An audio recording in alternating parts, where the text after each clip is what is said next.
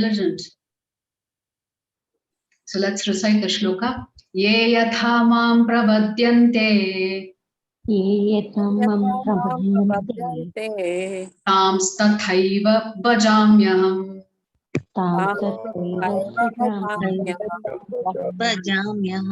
Mama vartmanu vartante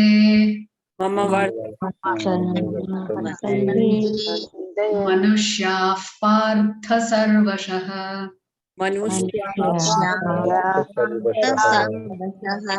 Ye yatha mam pravadyante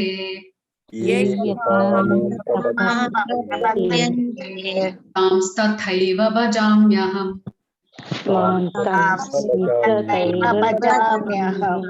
Mama vartmanu vartante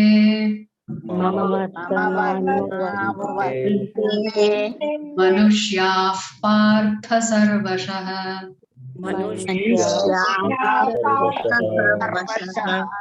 Ye yatha mam pravadyante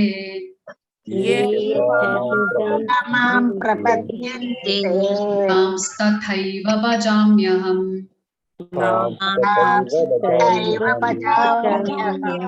Mama vartmanu vartante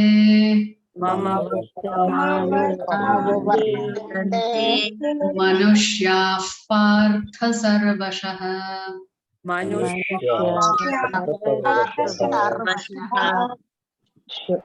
So we read the synonyms last time, so we will not do that again. We will look at the translation. So what is Krishna telling Arjuna here? As all surrender unto me, I reward them accordingly. Everyone follows my path in all respects, O son of Pritha. So what we discussed last time is that to the degree with which we surrender to Lord Krishna, to that degree, Lord Krishna will reciprocate with you. So if you surrender 1%, Krishna will reciprocate with you 1%. If you surrender 100%, Krishna will reciprocate with you 100%. So Krishna is evaluating you based on your level of surrender. Your level of surrender is also going to depend on the level of your consciousness. If you're fully conscious of Krishna, then definitely you must be surrendering much more to him. But if you're half-heartedly conscious of Krishna, then your level of surrender is also half-hearted. All Krishna is saying is, how much ever you want from me, that much I will give you. If you want me fully in your life, then I will be fully in your life. But if you want me sometimes in your life, then I will also appear sometimes in your life. Or even worse, if you don't want me at all, then I will make sure you don't get me at all. So that is what Krishna means when he says, as all surrender unto me, I reward them accordingly. Ye yatha mam pravadyante tams tataiva bhajamyaham. He's saying, I will reciprocate with you based on how what is your relationship with me? Krishna is asking. You want me as your best friend? Or you want to reject me completely? That's in your hands, Krishna is saying. See, Krishna is so loving. He has created us by giving us a little bit of free will. He allows you to exercise that free will to whatever ends that you want, including searching for happiness, until you get frustrated and turn around towards him and tell him, I surrender to you because I have been searching for all the wrong, I have been searching for happiness in all the wrong places. So Krishna is so loving, he allows you to exercise your free will. He does not interfere there. But Krishna is also very clever. He expects you to use your intelligence to know that you are supposed to keep him happy first. If you keep him happy first, he says, I will keep you happy. Simple equation. We have to keep Krishna happy. In return, he keeps us happy. Not the other way around. If we decide we want to keep ourselves happy first and then only consider Krishna, then Krishna says, well, then if I'm second in your life, then you are going to experience me second in your life. That's it.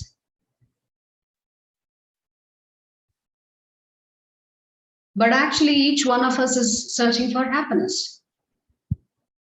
We may be searching for happiness in material desires. We may be searching for happiness by just trying to have significant command over the scriptures. We may be searching for happiness in Ashtanga Yoga or peace of mind. But Krishna says the true happiness resides for those who seek to make me happy first. Sounds like a very selfish God. Are you made me first of all, then you give me little bit of free will, then little bit of free will also you're taking away by saying you first surrender to me first. Is God very unfair here? He creates us with limitations and he adds more limitations on top of that by saying, actually I created you, actually you should serve me first. Don't try to enjoy yourself. But God is actually not selfish at all. He wants what is best for you, but he allows you to discover what is best for you. And of course, therein lies the pain for us. If we feel free to discover who we are on our own, without Guru and without Krishna, then we are likely to make a lot of mistakes. We are likely to move away from Krishna.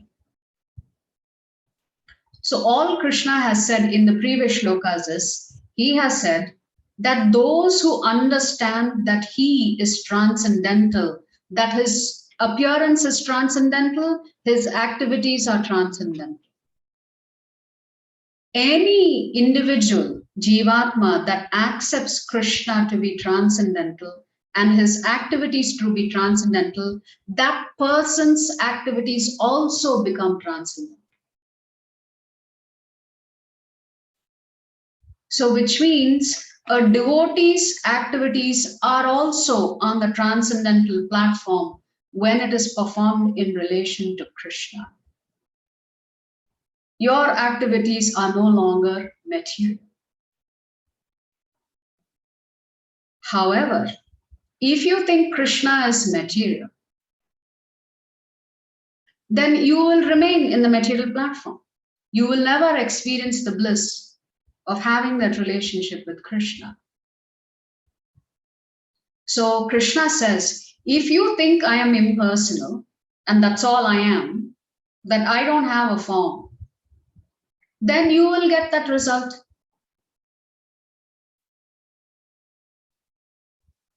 If you think that happiness resides in material desires and you're chasing material desires, then I will reciprocate with you by giving you whatever you want.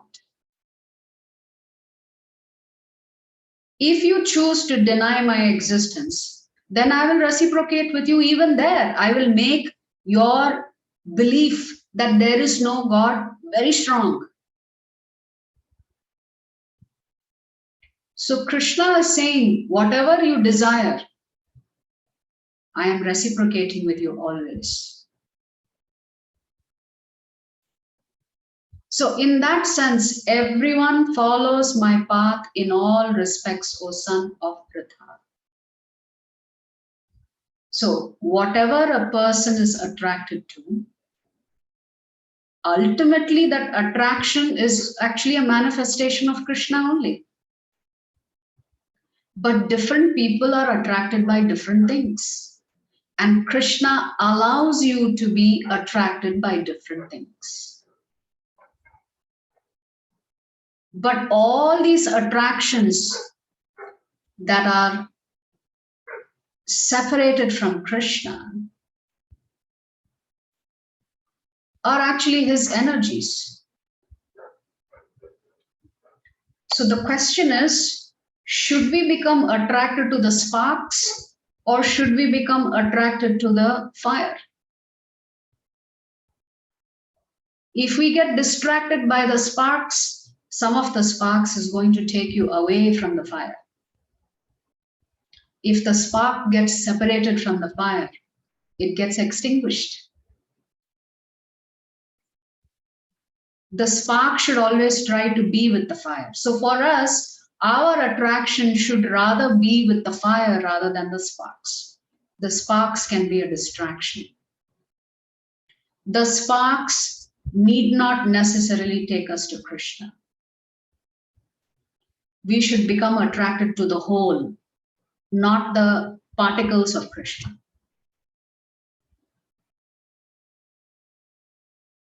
So therefore, some of the attractions take us towards Krishna and other attractions take us away from Krishna. But ultimately, all the energies of Krishna are attractive to us. But some of his energies take us away from him. Therefore, the result and outcome is going to be different.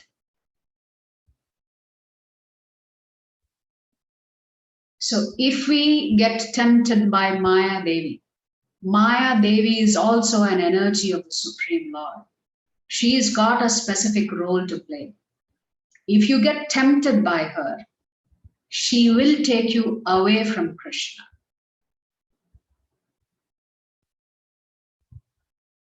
We also talked about Srila Prabhupada referring in the purport to the Bhagavatam Sloka from Canto 2, Chapter 3, Shloka 10. And in this context, we had discussed how Parikshit Maharaj has been cursed. He's going to lose his life in 7 days. And he has asked Sukadev Goswami, what should a man do given the fact that he knows he has only 7 days to live? What should he do? And in response to that question, Sukadev Goswami tells him the two most important things for a person to do if they know they have a due date coming up to leave their body, they have to hear and chant. They have to hear about the Supreme Lord and they have to chant the Supreme Lord's names. These are the two instructions that Sukadev Goswami tells Parikshit Maharaj. If at all you had a choice to do anything in the last 7 days of your life, these are the only two things you should do. And therefore Parikshit Maharaj is ready. 7 days, he's going to continuously hear and glorify the Lord by chanting. So in that context, Sukadev Goswami is leading Parikshit Maharaj to the following conclusion. The shlokas when we read last 15 days ago went in the sequence where Sukadev Goswami says, some of us are going to be tempted by material things and therefore we will worship demigods. Demigods will reciprocate very quickly because their only job is to sell you whatever that is on their shelves as long as you are willing to pay the price for it. Then Sukadev Goswami says, well, for those who are interested in Jnana Yoga, they are going to get absorbed in the scriptures, but they will end up with a partial realization of God. So in this particular shloka, Sukadev Goswami is telling Parikshit Maharaj, actually it doesn't matter whatever desire you have. Akama sarva kamo va moksha kama udaradhi tivrena bhakti yogena yajate purusham param. So Sukadev Goswami concludes by telling Parikshit Maharaj, actually, even if you're attracted to material things, Even if you're attracted to gaining knowledge, wealth, prosperity, name, fame, beauty, he is telling Parikshit Maharaj, even if you have all of those desires, it is better that you worship Krishna. Because when you start worshipping Krishna over a period of time, you will come to the platform of Tivrena Bhakti Yogena, intense bhakti. It doesn't matter. Bhakti can be contaminated in the beginning by material desires. But Sukadev Goswami is telling Parikshit, that's all right. There is no purity test to begin on the path of bhakti. You can begin wherever you are. You can have 100,000 material desires in your mind today. You don't have to set those desires aside in order to begin to worship Krishna. A karma, which means the minute you begin worshipping Krishna, even though you may be contaminated with material desires, you are considered to be on the transcendental platform. So Shukadev Goswami is saying, a person who is very intelligent, even if they have material desires, they will practice bhakti yoga. Who should they worship? He's telling that also. Who should they worship? Purusham Param. The topmost Purusha, the only Purusha. Purusha means enjoyer. And who is the ultimate enjoyer? It is Lord Krishna.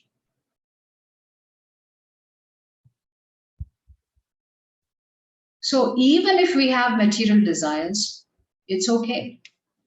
Better to worship Krishna than the demigods. That's what Sukadev Goswami is saying here. So we may have infinite desires.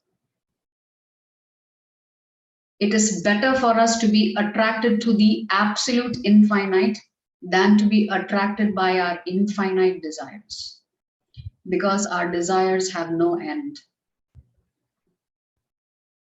But the one desire that keeps growing and expanding exponentially and rewarding us tremendously is our desire for Lord Krishna. So our longing should be redirected to the infinite Supreme Lord and not be fully distracted by our infinite desires. This is Tivrena Bhakti Yogena. Udharadi, which means one who is very intelligent. So why do some people not worship Krishna? Because they have material desires and they want quick results. And if you want quick results, it's better that you worship the demigods. Because their job is to sell you whatever it is that they are responsible for. They don't look at what is for your greater good. Did Lord Brahma worry even one bit when he gave Hiranyakashipu that benediction? Similarly, did he worry one bit when he gave Ravana and Kumbhakarna their benedictions?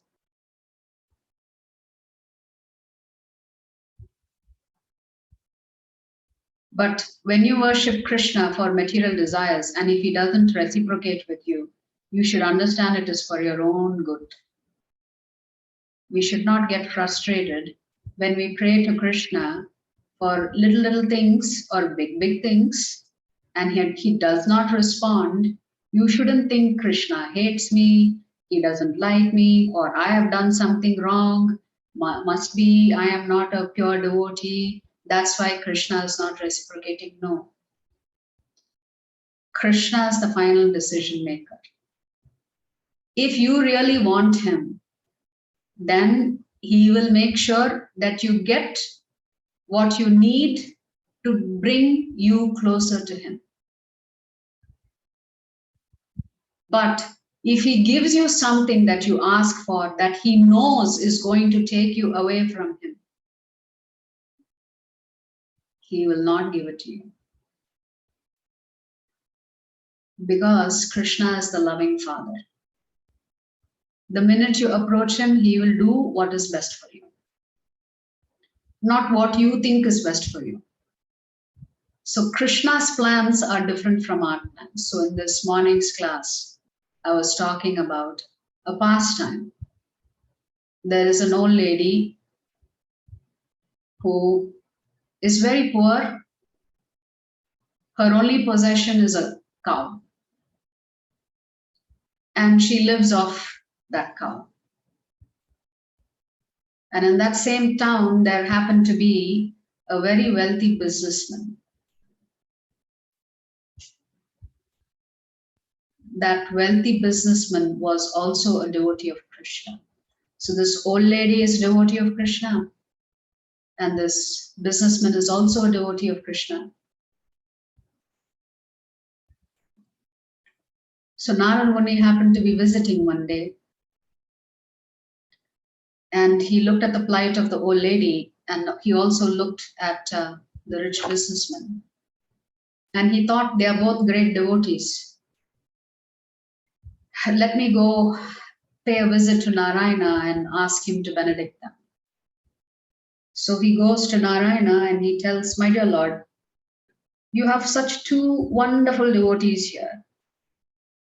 And he tells Narayana about this old lady and this very rich man, both of whom are devotees of Krishna. And he says, why don't you benedict them? And Narayana says, yes, and whatever you want, Narada Muni, I'm your servant, I will do it. So Narada Muni goes to visit them a little later. And much to his surprise, he finds out that the old lady has lost her cow. The cow died. And out of curiosity, he goes and visits the rich businessman, and much to his consternation, the rich man has become even more rich. And he thought, my dear Lord, this is not very fair. I asked you to benedict both of them. So he goes to complain. He goes back to Narayana and he says, you know, I asked you to bless both of them. But what you did to that old lady was not very fair. She was already poor. She had only this cow as a means of subsistence. And you decide to take away even the cow? And that businessman was already wealthy. And you benedict him with more wealth? How is this fair, my lord? That was Narada Muni's question to Narayana. And Narayana responds, my dear Narada, you see, that old lady is so poor. She's always thinking of me. She's always absorbed in me. The only thing separating her from me is that cow. So I took away the cow so that she'll become even more completely dependent on me. She will completely surrender to me now because she has no other means. She will cry out for me now. She will think about me all the time. She's already thinking about me, but she's going to think about me now all the time.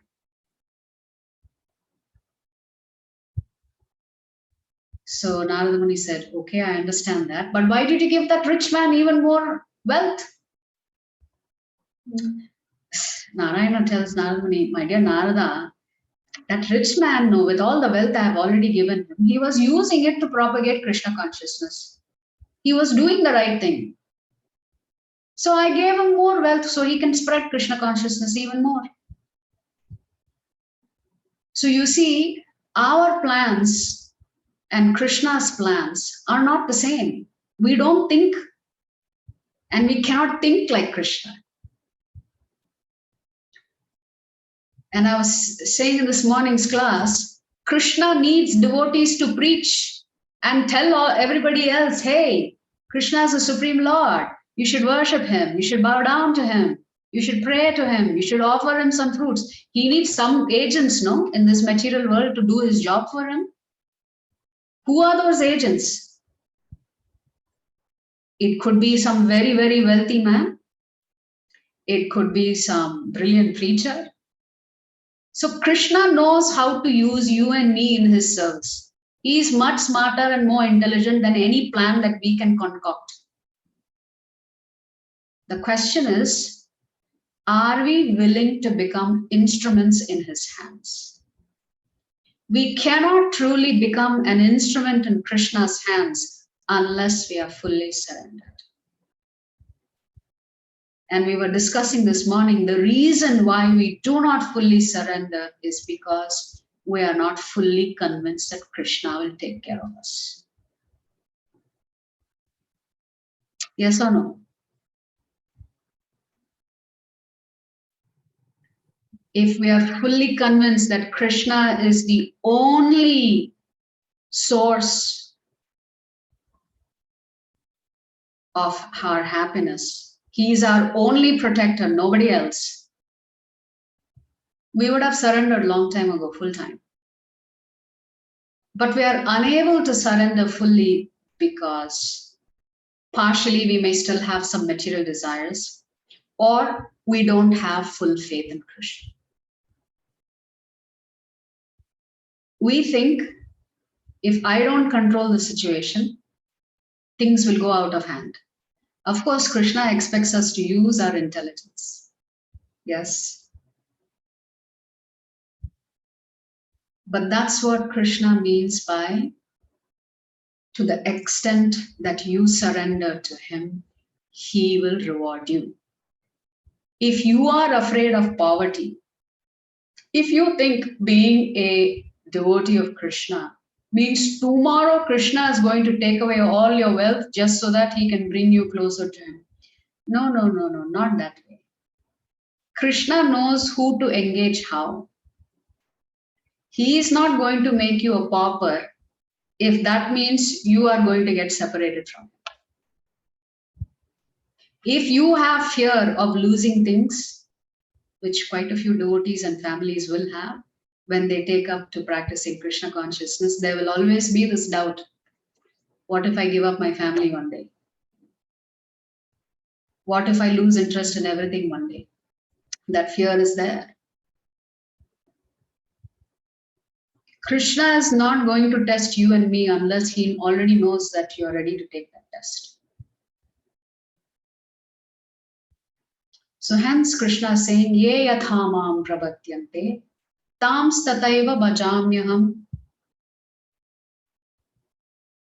As all surrender unto me, I reward them accordingly.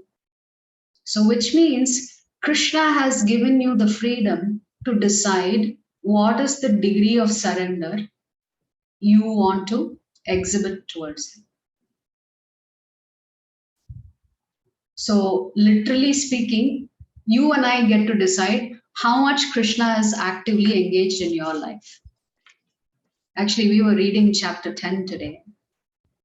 And in chapter 10, we were reading shlokas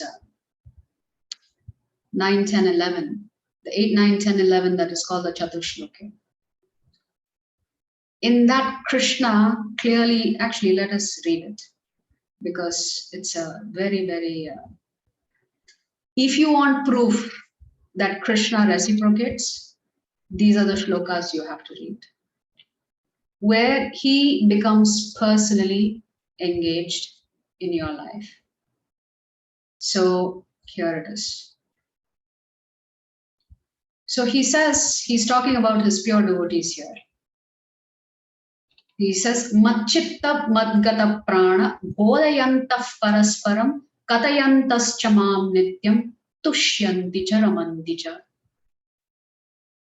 Krishna is telling Arjuna, the thoughts of my pure devotees dwell in me.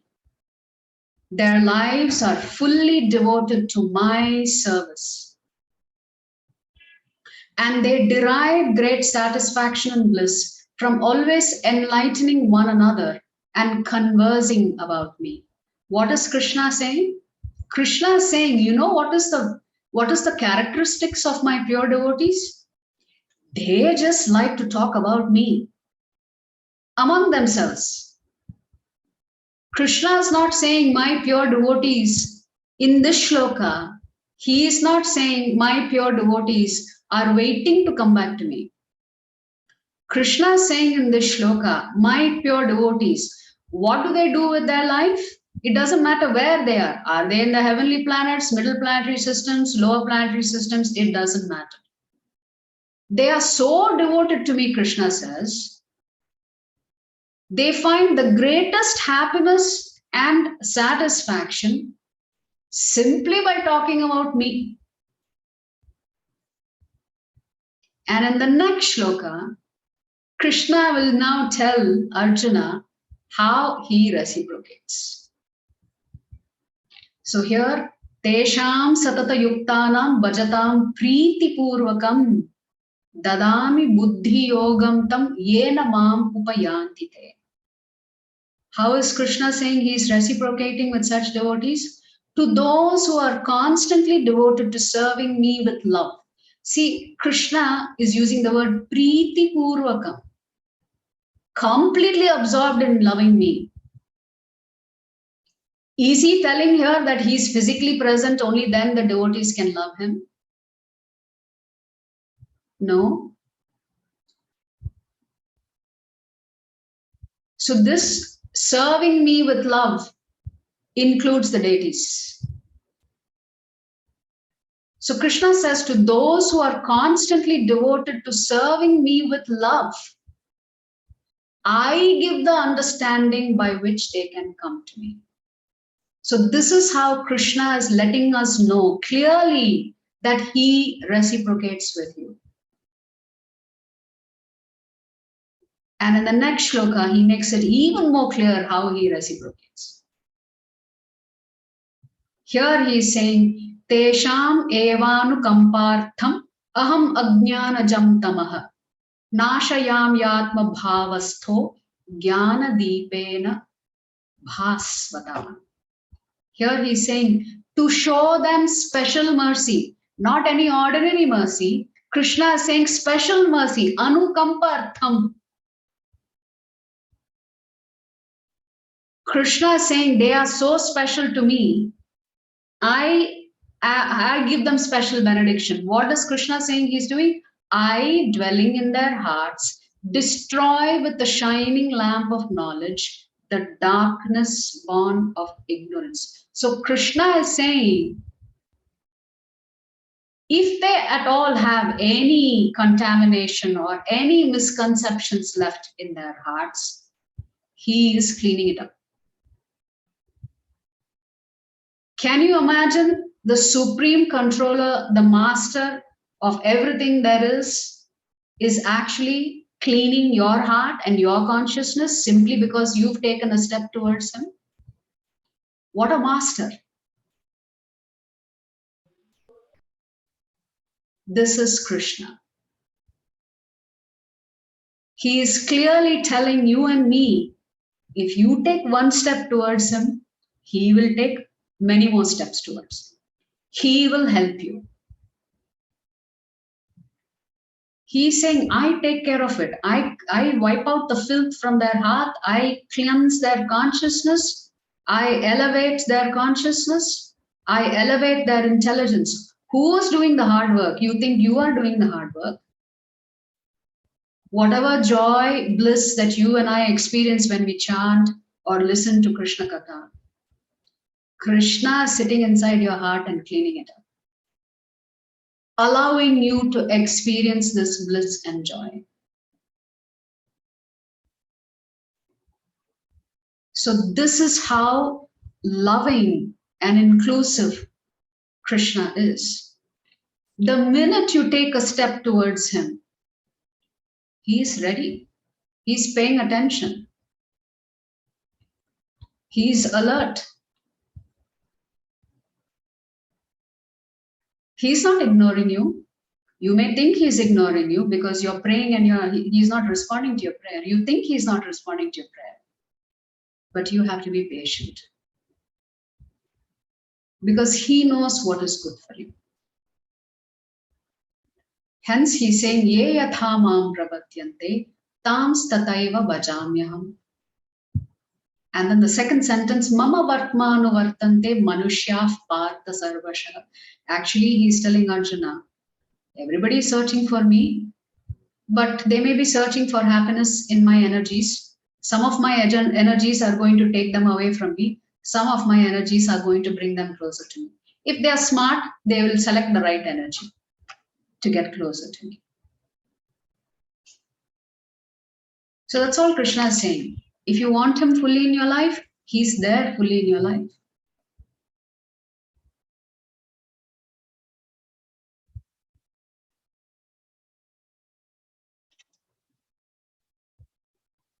So Krishna, if any of your desires, if Krishna knows that fulfilling that desire is actually going to hurt you in the long run, he will not fulfill that desire.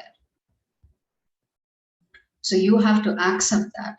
If the good things come your way, if you're praying for small things or big things and Krishna reciprocates, accept it as his mercy.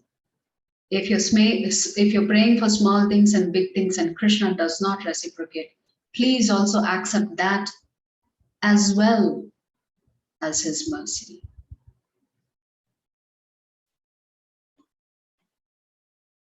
So Krishna will give you time to purify yourself.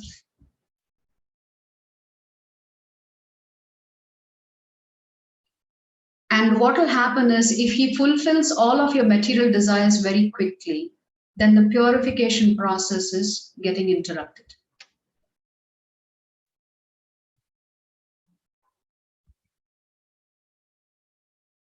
So ultimately, what's the criteria here? It is really our consciousness.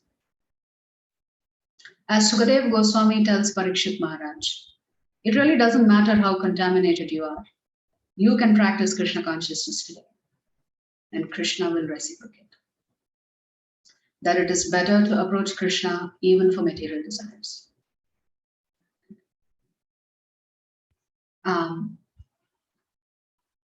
A few more points I want to cover, and then if there are any questions, I can handle that. So,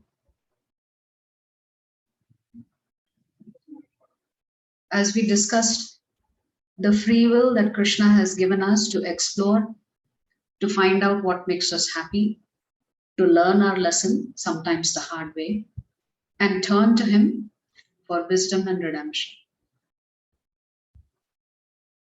So, I had a few questions in the morning class I would like to pose you all also. So let us say you have material desires and you want to fulfill those material desires. What do you think is your level of commitment to Krishna? Is it low, medium, or high?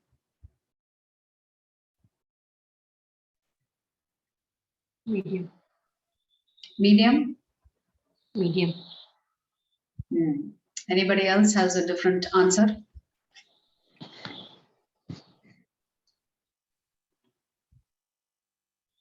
What is your level of commitment to Krishna if you want material desires and you're worshipping the demigods?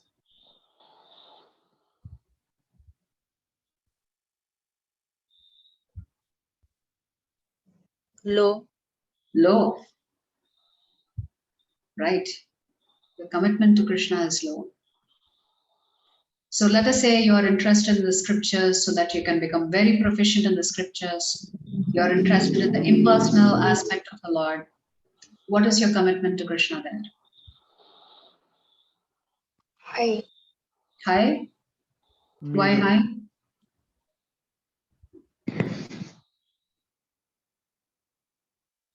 Why is it high?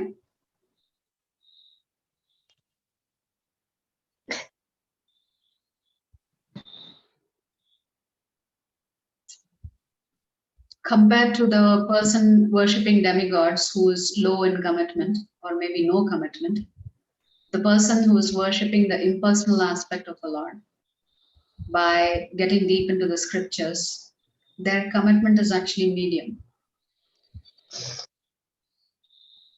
Because they are interested in gaining knowledge, but without Krishna in the picture.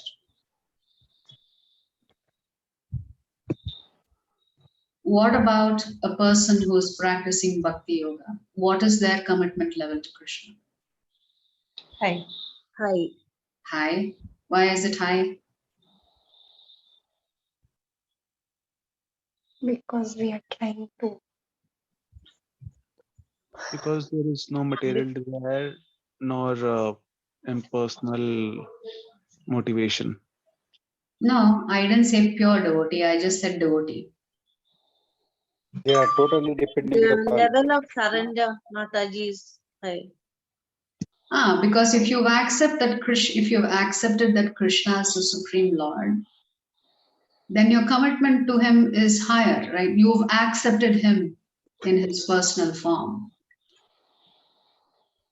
That means your commitment level is higher than somebody who has material desires or somebody who has desires to get knowledge and only knowledge for the sake of knowledge, for the sake of moksha only.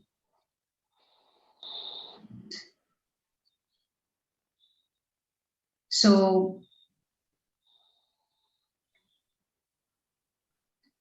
when it comes to our spiritual evolution, we are all at different stages. So the Bhagavad Gita is so divine in that sense that Krishna allows for this multi-level of spirituality that will eventually connect us to him. But then the path, the karma yoga path or the karma kanda path or the jnana kanda path, the commitment level is low and the time it takes for you to achieve success is very long. But then the minute you get into the path of bhakti yoga, that is the fastest path, and all we have to do is commit our heart to Krishna, and in return Krishna propels us towards him. He pulls you towards him. So the problem is that we're not willing to fully surrender to Krishna. So when we have weaknesses in us, we need to be ready to acknowledge that with Krishna and ask him and beg him for help. Actually, every day when you pray to Krishna, you should be begging for his mercy. Although you have already received his mercy, you should still beg. So when we pray, we should be in the mood of, I am helpless. Because if you think you are so strong and you have so many good qualities, there's no need for Krishna in your life. It's only when you're ready to acknowledge that you are full of weaknesses will you become completely dependent on Krishna. When you think that you're 80% perfect, 20% you may have some issues here and there. Then if you think you're 80% perfect, then 80% of the time you don't need Krishna. You will only approach Krishna when you have 20% problems. See, we should think that we are so imperfect that we are completely dependent on Krishna to help us. So if we think we are so strong and we are so perfect, we are good devotees, then your dependency on Krishna is reducing because you have convinced yourself you are so good. This is the difference between pure devotees and neophyte devotees or devotees who've been practicing for a few years. A pure devotee is completely surrendered to the Lord and they say, my dear Lord, I don't have the intelligence, I don't have the capacity, I am Buddhu number one, I am rascal number one, you please take over my life. Whereas for us, it takes us a long time to get there. That's the difference between the pure devotee and the acharyas and us.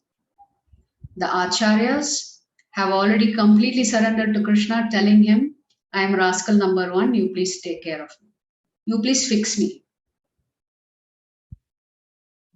You please chastise me, you please do whatever you want with me. That's the mood that the acharyas are in. That is the mood that Krishna is talking about in Shlokas 10.9 and 10.10. This is the mood of his pure devotees. They are just fully absorbed in Krishna consciousness.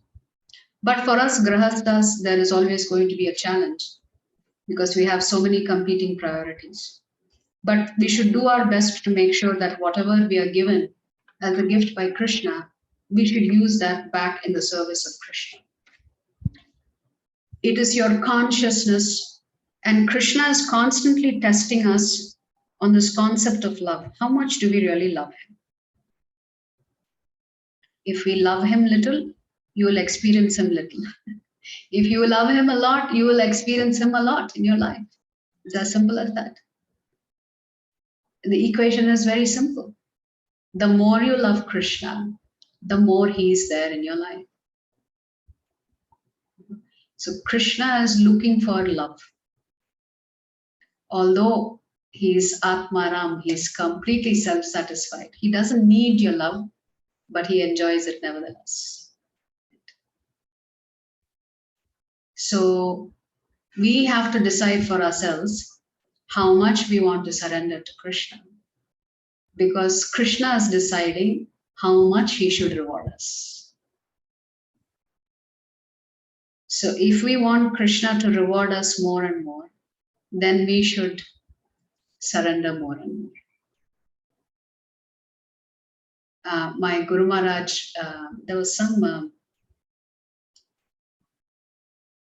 posting that happened on WhatsApp a couple of days ago, where my Guru Maharaj, His Holiness Jayapatak Swami Maharaj, said something very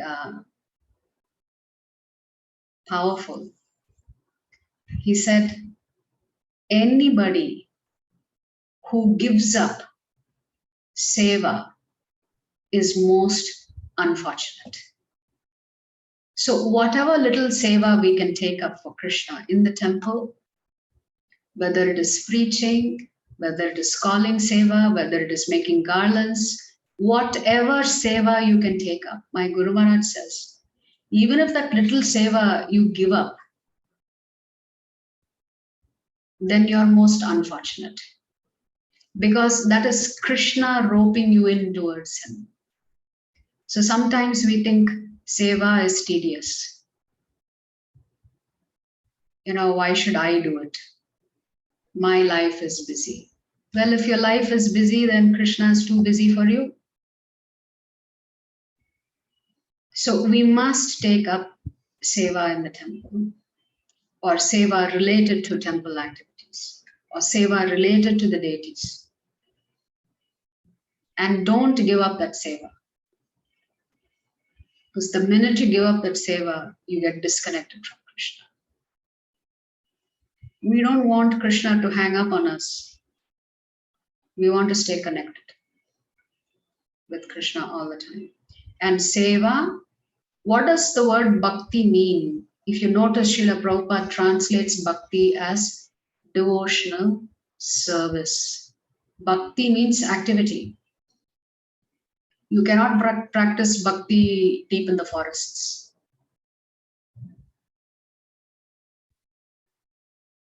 You cannot practice bhakti on your own. Bhakti means activity. Bhakti means service. You have to be engaged in some service for the pleasure of Krishna. You have to decide for yourself what service are you willing to do for Krishna.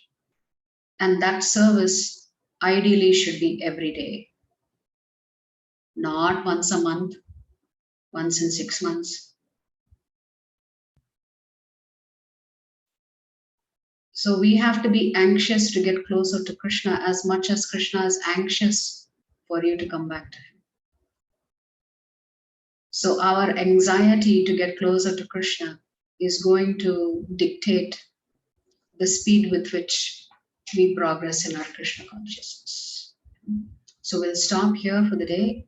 If there are any questions, I will take it up.